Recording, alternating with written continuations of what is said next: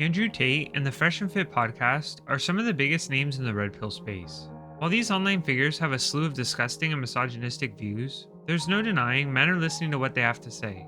But the real question is why? What are they selling? Walter, Myron, and Tate are speaking to a group that feels ostracized by society. A lot of guys don't have meaningful friendships where they can be open about their feelings. Men face higher rates of homelessness. Some problems come from toxic masculinity, while others are the result of real structural issues. Unfortunately, Andrew, Myron, and Walter don't offer holistic solutions to these problems. Some advice they offer can be insightful. Having a sense of purpose is important. Personal hygiene can go a long way. Exercising helps boost our mood and motivate us. If these were the only messages they preached, I'd have no problem. But their analysis has two fatal flaws: hyperfixation and misogyny. Red pill solutions usually lack important components. Why can't a person exercise, but also focus on their mental health? Approaching issues in a one-dimensional fashion results in less than satisfactory answers. What happens if your wife leaves you for emotional reasons, but you believe it's due to money from their priming? Then there's the misogyny. I'm going to be in a relationship and I'm going to have responsibility over a woman, which I want to have because it's my masculine imperative. I should also have a degree of authority that comes with that responsibility. Andrew Tate argues he doesn't want his partner studying or going to the gym. Fresh and Fit argue men should be able to sleep around, but not women. Whatever justification they want to give doesn't negate the fact that this is a double standard exclusive to men, although many look past the horrible implications of these ideas. Do guys want a girlfriend who isn't educated, or someone who can't take care of themselves? But most importantly, is this what women want? The biggest problem with these so-called alpha males is they only care about men. Women don't want to be gamed, or come home to some guy who can't communicate, so he takes his feelings out on his partner. They want to have the same rights and freedoms as men. As a woman, especially if you have kids, like you have a lot going on and you really don't have time for yourself. So today, I want to offer those of you who clicked on this video an AlTaternative to Fresh and Fit. My ideas are better than theirs for a few reasons. For starters, none of this information is behind a paywall. Most of my solutions are based on psychological research. Not to mention the most important detail: these solutions are for everyone, not just men. If you enjoy this video, don't forget to like and subscribe so you always see my latest content.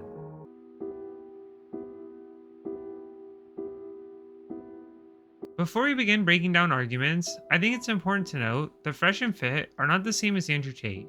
While they all perpetuate harm, Myron and Walter generally give better advice than the top G. If you're a young guy, you gotta know why you're here. And as men, we have to add value. So you gotta figure out what your value is to the world, or even to yourself and to others. And at that point, kind of trying to like master that craft. Tate is especially pernicious because his messages focus on himself as a brand. He sells an exclusive online course that supposedly helps men. Why pay for education or empowerment when you can join the only real school, Hustlers University? Selling this scam course to men who already feel vulnerable is textbook manipulation, especially when you consider men are already underperforming in college settings. For every one guy who makes it, there are infinitely more dudes losing a lot of money. Fresh and Fit are still harmful public figures, but not in the same capacity. So let's start by breaking down the red pill ideology. Red pillars believe they have awoken from the matrix. Understanding the harsh truth of the world, they strive forward rather than delude themselves. Unfortunately, this is a form of delusion. These people aren't selling you an alternative factual truth, just their perspective on reality. What Myron, Walter, and Tate are selling is an alphaed up version of self-help. Cut out all the cutesy crap like mental health journals, go out there and make money. One of the fundamental problems of this advice is the initial framing. Why do men need a woman to have value? Shouldn't men's worth be determined by their accomplishments? Isn't the idea of turning yourself into a high-value man, ultimately for women's attention, definitionally anti-alpha? Already, we are off to a shaky start, but their prescriptions are when the harm manifests. Tate completely denies the existence of mental health issues. I don't believe in depression. Don't message me about depression because I don't believe in it. Don't focus on your sad thoughts, work out bro, while listening to some advice from Hustlers U. Toxic masculinity is the direct result of this mindset. Push down your sad thoughts and focus on something else. While Tate is telling men conceal don't feel, Fresh and Fit argue in favor of one-sided promiscuity. They often appeal to evolutionary psychology to justify their mindset. Psychology is a diverse field of study. Every branch connects to another in some shape or form. One-sided sexual openness makes sense when you pick and choose your preferred flavor. But contextualizing all the areas is important when making prescriptions. Why don't Walter or Myron ever bring up social or humanistic psych in their arguments? The answer is convenience. While it's true, men prefer more sexual partners, the interesting question is why. From an Evo perspective, men have an innate urge to procreate as much as possible. A limited framework often misunderstands other possible explainers.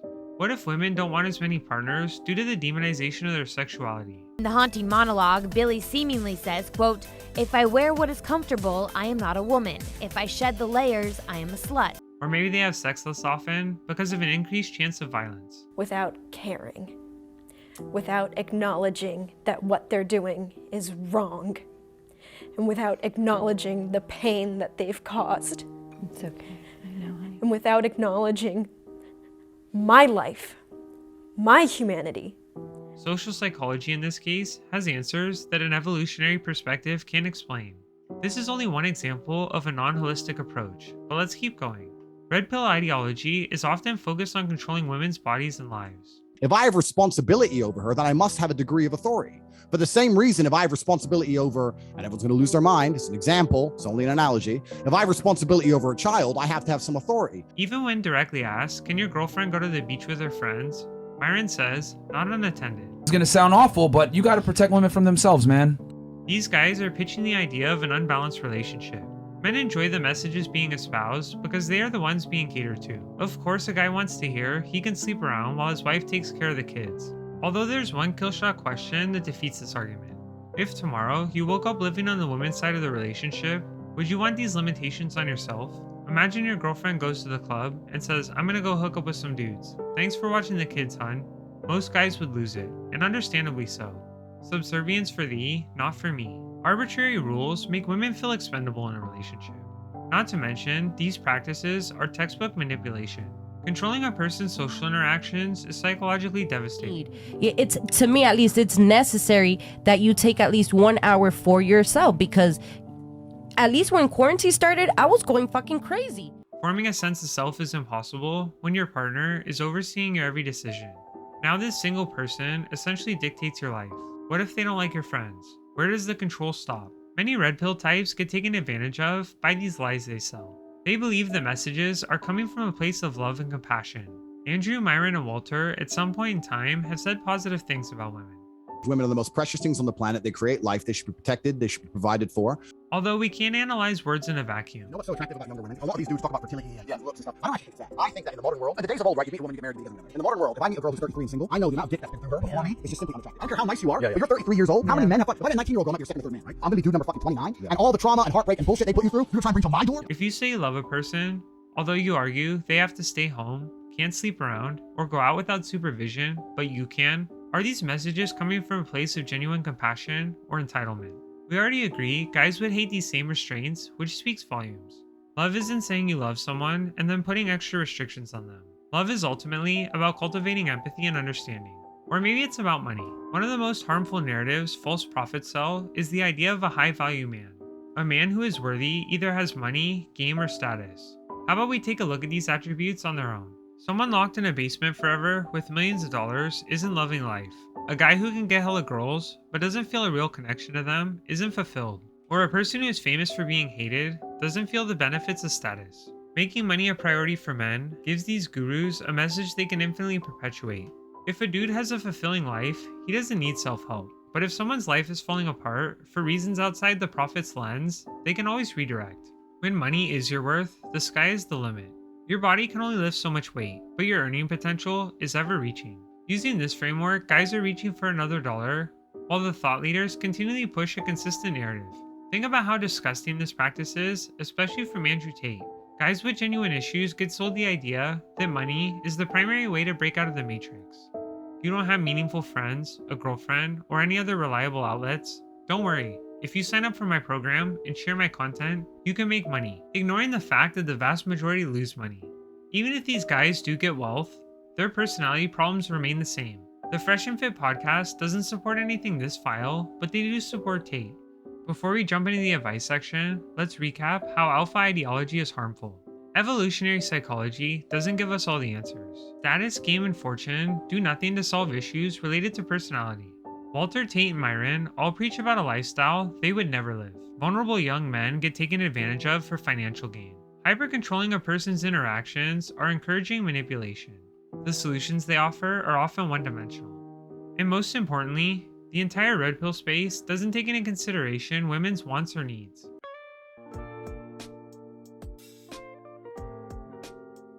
Now that we've gone over the harm of the alpha mindset, let's talk about some real solutions. To start, I want to argue why you should listen to my advice.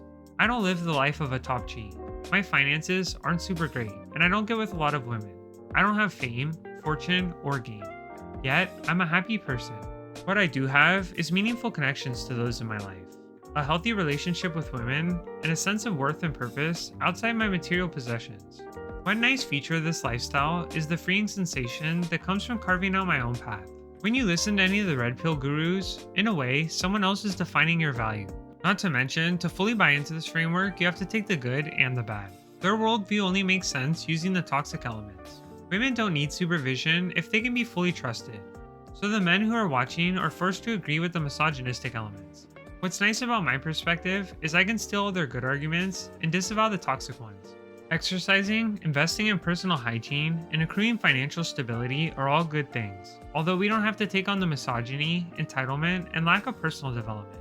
So here are some practices everyone can implement to improve their happiness. To be responsible with my platform, nothing I recommend in this video is guaranteed. Just because you try my approach to mental health doesn't mean you'll be happy. I'm not trying to pitch you an equivalent to Hustlers University, although I genuinely believe most people don't want the Tate lifestyle. If you get the Bugattis, the status, and the sex, but you feel completely alone, is it worth it? Most people want a group of friends and family that they can rely on emotionally and access to unique life experiences. Taking care of your mental health and allowing time for socializing can help you accomplish your goals. One of the easiest and most affordable ways to improve your well-being is practicing gratitude. Writing down a few things you appreciate every day can help your brain focus on positivity. There's extensive research on gratitude suggesting there's an association between grateful thoughts and overall well-being. Taking a few minutes a day to write down your feelings also helps build discipline, which is a vital skill. Besides a gratitude journal, a mental health notebook can also be an extremely accessible tool. Writing down our thoughts and feelings can be cathartic when you don't have someone to listen to your problems. Here are some insights I learned in therapy related to journaling. Writing down your emotions and why you feel a certain way can be great in pattern recognition. After you start noticing what triggers certain emotions, you can respond appropriately. One of the biggest problems with these supposed alpha males is their focus inward. Everything is about what I'm earning, the women I'm getting, or my status. Focusing on ourselves exclusively deprives us of one of the greatest psychological uplifters, altruism. An altruistic person acts unselfishly for the sake of others. While this might sound paradoxical, giving is so good for our mental health. Not only do we help empower others, but we can feel a greater sense of connectedness. Empirically speaking, practicing altruism has some pretty nice benefits. When we focus on others, we can make friends, build a sense of community, and relieve our tensions. Reducing our anxieties is important considering many of us feel stressed from the heavy burdens of hustle culture. How about instead of holding yourself to unreasonable standards, taking a moment to stop and breathe? Meditation is an easy self-help tool surprisingly not many people utilize. Using meditation, journaling, and practicing gratitude in tandem is one hell of a combo. But why stop here? Cleaning your room is another way to feel an immediate boost in well-being. Getting organized can help you stay on track throughout the day. The last piece of advice in the easy to access category is massages and stretching. When we feel anxious or upset, our bodies can internalize these emotions. Taking a moment to ease the pain with a bath can make a tangible difference. Now we are entering the intermediate category. How about we switch gears a bit and talk about friendship? Friends are so important to our mental well-being. Generally speaking, having more friends is correlated with a more positive outlook on life.